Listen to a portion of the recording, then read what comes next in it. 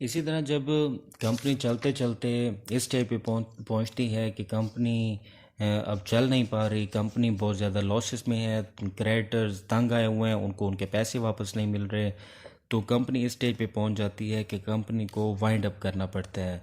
तीन तरह के तरीके से कंपनी वाइंड अप होती है। एक compulsory winding up by the court, दूसरा वॉलंटरीली वाइंडिंग अप और तीसरा winding up under the supervision of the court. यानी एक तरीके में कंपनी यानी इस हालत पे होती है कि वो कोर्ट के ज़रिए उसे ख़त्म कर दिया जाता है, डिज़ोल्व कर दिया जाता है। और दूसरा तरीका ये होता है कि कंपनी ख़ुद एक मीटिंग कर लेती है और मीटिंग में ये फ़ैसला हो जाता है कि कंपनी को अब ख़त्म कर देना चाहिए, कंपनी के एसेट्स को बेच देना चाहिए और बेच के जिनके पहले उधार देनी है वो दी जाए, फिर जो जो प्रेफर्ड शेयर होल्डर हैं फिर उनको पैसे दिए जाए, फिर जो ऑर्डनरी शेयर होल्डर हैं उनको फिर पैसे दिए जाए, कंपनी के नुकसान को मिनिमम किया जाए। फिर जब कंपनी ख़त्म हो जाती है तो फिर कंपनी के ऊपर ना कोई केस कर सकता है, ना कंपनी किसी के ऊपर केस कर सकती है, कंपनी इंसॉल्वेंट हो जाती है, कंपनी की हैसियत नहीं होती, कंपनी के नाम से ना ही कोई प्रॉपर्टी फिर ख़रीदी जाएगी, ना ही कंपनी प्रॉपर्टी बेच सकेगी। ये सारी कंपनी की जो लीगल पर्सनैलिटी थी, जो सेपरेट लीगल एंटिटी का उसका तशख़्ख़ुस था, वो ख़त्म हो जाता है।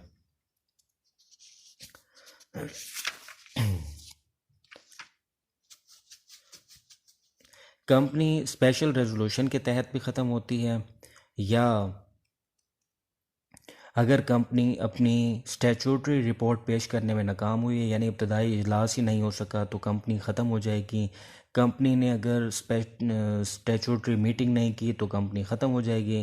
कंपनी नाकाम हो जाती है, अपनी सालाना यानी एनुअल जनरल मीटिंग नहीं करती तो कंपनी को ख़त्म करना पड़ेगा। इसके लिए ज़रूरी है कि 2 मीटिंग ना हो कंसेक्टिव, यानी 2 साल से इजलास नहीं हो रहा तो कंपनी इसका मतलब है नुकसान में है, इसको बंद कर देना चाहिए।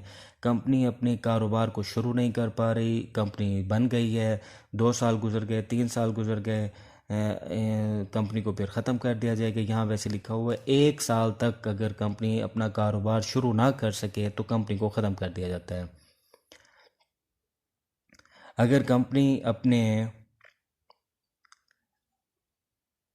शेयर होल्डर्स यानी मेंबर्स की तादाद को कम करती जाती है और इतने कम होते जाते हैं कि वो जो मिनिमम क्राइटेरिया था पब्लिक कंपनी के लिए कम से कम 7 थे, और जो मिनिमम थे प्राइवेट कंपनी के लिए वो 2 थे, 2 से कम हो जाए या 7 से कम हो जाए तो फिर कंपनी ख़त्म हो जाएगी।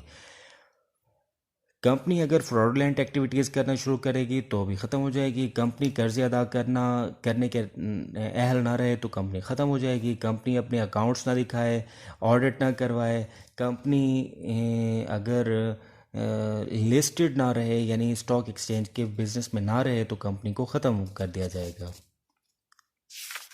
ये दरख्वास्त कौन दे सकते हैं? क्रेडिटर भी दे सकते हैं, रजिस्ट्रार भी पटिशन दायर कर सकता है, कोई भी शख्स कंपनी की वाइंडिंग अप के लिए जा सकता है।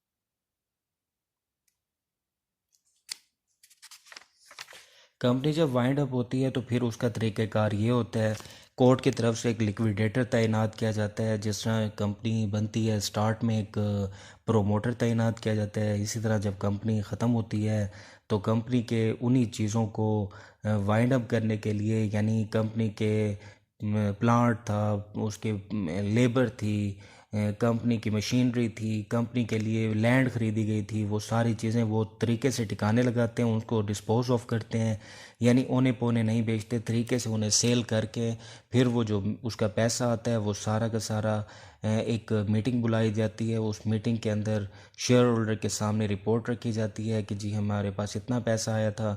अगर कोर्ट कहती है तो फिर कोर्ट को वो पैसा जमा करा दिया जाएगा जो वहाँ से लिक्विडेटर्स ने इकट्ठा करके दिया। लिक्विडेटर्स की जो खिदमात होती हैं उनको उनके खिदमात के एवज़ पैसे अदा कर दिए जाते हैं। पहले क्रेडिटर्स को यानी जो कंपनी को उधार देने वाले डिबेंचर्स ख़रीदने वाले लोग थे उनको उनके पैसे अदा कर दिए जाते हैं। फिर जो ख़ास शेयर होल्डर होते हैं जिन्होंने यानी बहुत क्रिटिकल हालात के अंदर कंपनी के शेयर्स ख़रीदे होते हैं, वो प्रेफर्ड शेयर होल्डर होते हैं, पहले उनको पैसे दिए जाते हैं। फिर कंपनी के जो आम शेयर होल्डर होते हैं उनको पैसे दिए जाते हैं। कंपनी के तमाम अखराजात जो आम मुलाजमीन रखे गए होते हैं उन्हें पहले शुरू में पैसे दे दिए जाते हैं। और इस तरह सारे जितने भी मैक्सिमम हो सकती है वो कंपनी की अदायगियाँ कर दी जाती हैं। अगर कोई अदायगियाँ बच जाती हैं तो फिर वो किसी को नहीं मिलेंगी।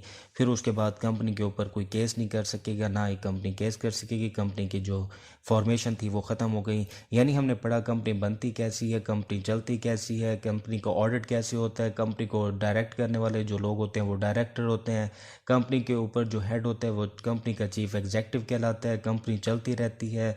फिर कंपनी को पैसा लेने के लिए शेयर्स बेचने पड़ते हैं। शेयर के ज़रिए जितना पैसा आ जाए ठीक है। फिर कंपनी अगर ज़्यादा पैसा लेना चाहे मज़ीद तो वो कंपनी डिबेंचर बेच के भी पैसे हासिल कर लेती है। कंपनी जब बनती है तो स्टैट्यूटरी मीटिंग होती है। कंपनी अपना सालाना इजलास बुलाती है जिसे एनुअल जनरल मीटिंग कहते हैं। फिर कंपनी ने अगर कोई करारदादें पास करनी है, ऑर्डनरी होती हैं, स्पेशल होती हैं, एक्स्ट्रा ऑर्डनरी रेजोल्यूशन के लिए करारदादें पास होती हैं। कंपनी की ये जब मामलात चलते चलते एक टाइम ऐसा आता है कि कंपनी अपना कारोबार नहीं चला सकती तो फिर लिक्विडेटर तैनात किया जाता है जो कंपनी को तहलील करता है, प्रोसेस चलाता है, कंपनी की चीज़ों को सेल करता है, कंपनी की लाइबिलिटीज़ जितनी हद तक उतार सकता है जिम्मेदारियां उतार देता है। और एक आखिर में कंपनी को लिस्टेड से अनलिस्टेड कर दिया जाता है। कंपनी ख़त्म हो जाती है। कंपनी अपना जो तशख़्ख़ुस था जो बना था सेपरेट लीगल एंटिटी का कंपनी का वो ख़त्म हो जाता है। ये था कंपनी बनने से कंपनी ख़त्म होने तक का प्रोसेस।